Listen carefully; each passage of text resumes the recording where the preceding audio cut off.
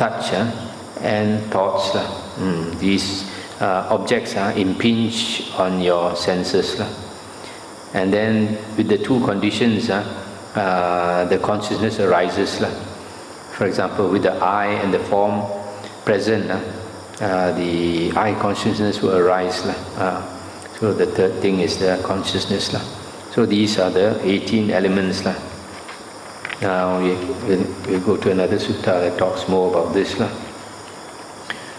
14.4 at Savatthi, the Buddha said, "Monks, it is in dependence on the diversity of elements that there arises the diversity of contacts. In dependence on the diversity of contacts that there arises the diversity of feelings. And what, monks, is the diversity of elements?"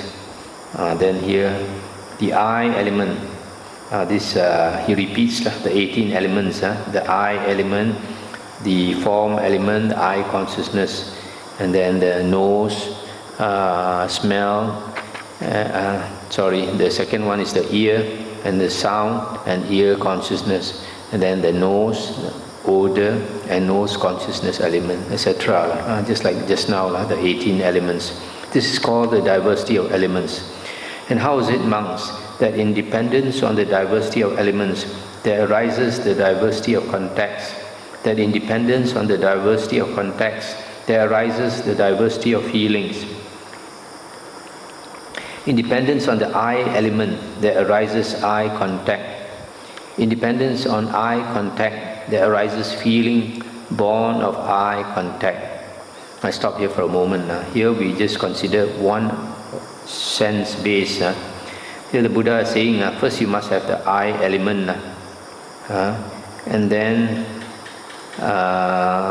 having the eye element and the form element, the object of the eye. Because of these two conditions, the consciousness arises. And then when the three of them come into contact or meet, there is the eye contact. And once you have the eye contact, feeling arises. The mind starts to work. Feeling arises. And then later followed by other things we will see later. Similarly, in dependence on the ear element, there arises ear contact. In dependence on ear contact, there arises feeling born of ear contact. And similarly for all the other senses. It is in this way, monks, that in dependence on the diversity of elements, there arises the diversity of contacts. That in dependence on the diversity of contacts, there arises the diversity of feelings. The next sutta is 14.7 at Savatthi. Monks, it is in dependence on the diversity of elements that there arises the diversity of perceptions. In dependence on the diversity of perceptions that there arises the diversity of intentions. In dependence on the diversity of intentions that there arises the diversity of desires. In dependence on the diversity of desires that there arises the diversity of passions. In dependence on the diversity of passions that there arises the diversity of quests. And what, monks, is the diversity of elements? The form element, etc., as we read just now, the 18 elements. And how is it, monks, that in dependence on the diversity of elements there arises the diversity of perceptions, etc.? In dependence on the form element, we consider one base, one organ, one sense base. In dependence on the form element, there arises perception of form. In dependence on perception of form, there arises intention regarding form. In dependence on intention regarding form, there arises desire for form. In dependence on desire for form, there arises passion for form. In dependence on passion for form, there arises the quest for form. Stop here for a moment. You see, if you have the eye organ, a good eye organ, then form comes before your eye. Then eye consciousness arises. Once eye consciousness arises, if the three of them make contact, then with contact as condition, feeling arises. And once feeling arises, is followed by perception. Perception, meaning, for example, suppose I see something, and then immediately, because of contact, feeling arises, whether it's a pleasant sight or an unpleasant sight. And then after that, you have a certain perception. Oh, this is a beautiful sight, or this is an ugly sight, or this is a frightening sight. So that is the perception. After the perception, there's intention. Once you have the perception, the intention is what you want to do. What you want to do. Then after intention arises desire for it. Then after the desire, there's passion. Passion, probably greater desire. And then there's the quest for it. You pursue it. So, and then after that, once you pursue it, then probably you attain it. So similarly, for the other sense organs, independence on the last one here mentioned, independence on the mental phenomena element, there arises perception of mental phenomena. Independence on perception of mental phenomena, there arises intention regarding mental phenomena. Independence on intention regarding mental phenomena, there arises desire for mental phenomena. Independence on desire for mental phenomena, there arises passion for mental phenomena. Independence on passion for mental phenomena, there arises the quest for mental phenomena. It is in this way, monks, that independence on the diversity of elements, there arises the diversity of perceptions. In the dependence on the diversity of perceptions, that there arises the diversity of intentions. Independence on the diversity of intentions, that there arises the diversity of desires. Independence on the diversity of desires, that there arises the diversity of passions. Independence on the diversity of passions, that there arises the diversity of quests. That's the end of the sutta.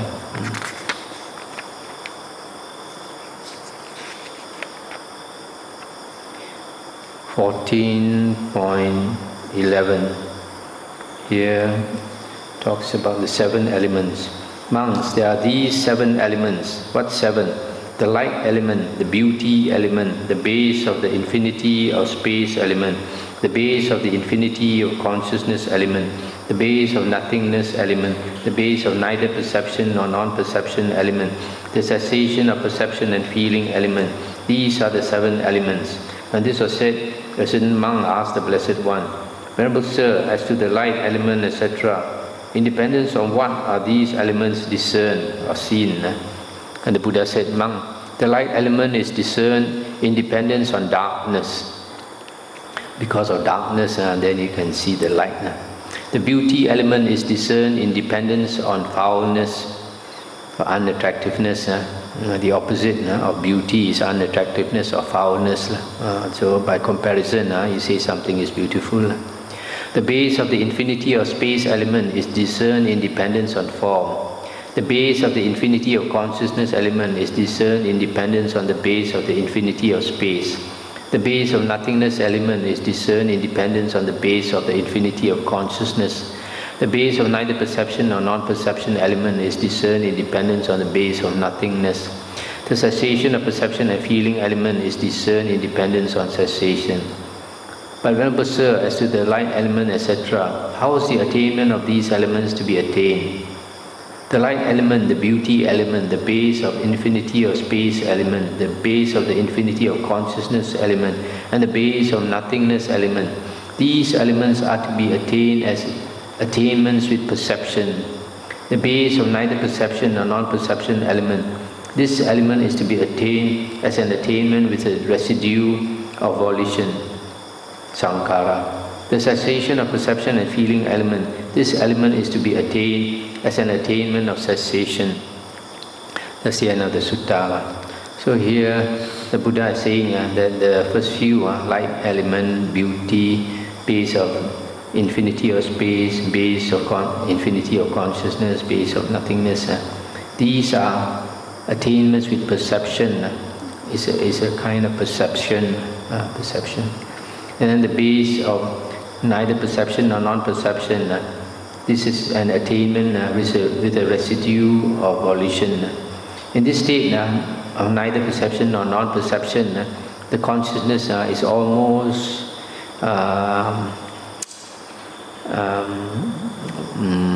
almost going away. It's almost, sometimes there is perception, sometimes there is no perception. This perception is, if you have perception, means you have consciousness. So sometimes, because the consciousness is about to cease, so sometimes there is consciousness, sometimes there is no consciousness. So when there is consciousness, there is a residue of volition. We still can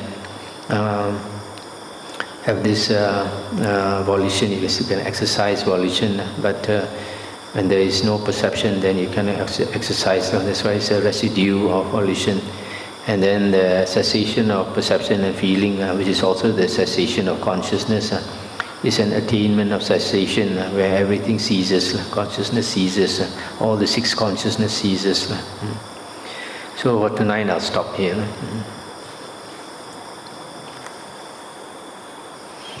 Anything to discuss?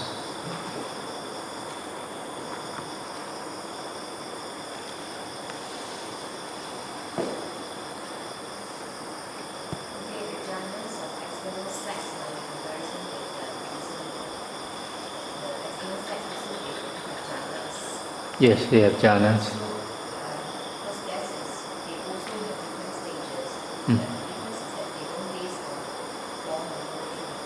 They don't what?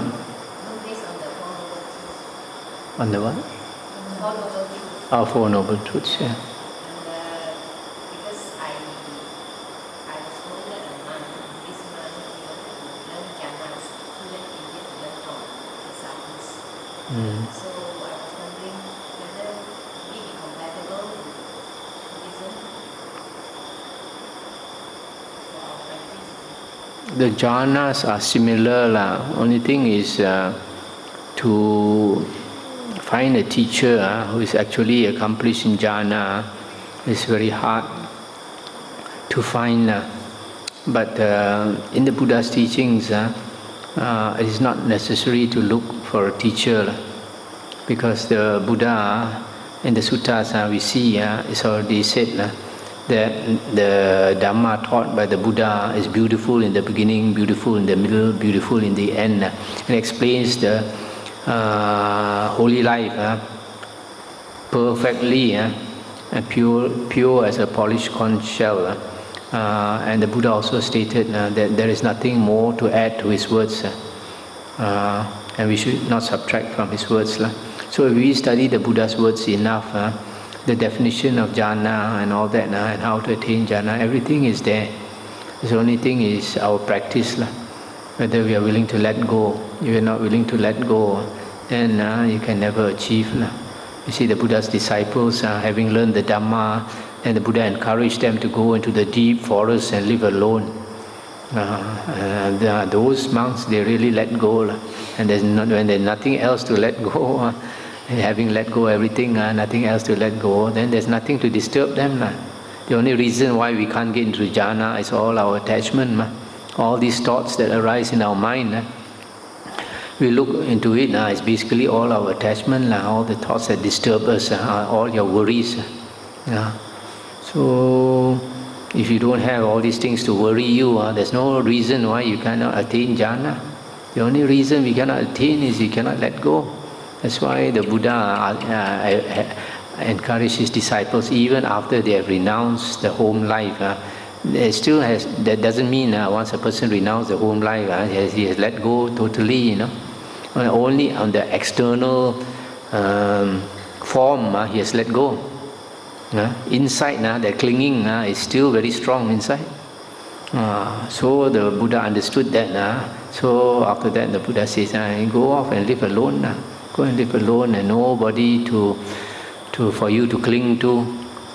So the Buddha, in this one sutta, I think called the Nagara Vindeya Sutta, where the Buddha was in a town, and at night he wanted to give a Dhamma talk. So he asked the lay people, what type of monk is worthy of respect? What type of monk is not worthy of respect? And they didn't know how to answer. So the Buddha said, a monk who has attained the goal of the holy life, or one who is practicing to attain the goal of the holy life.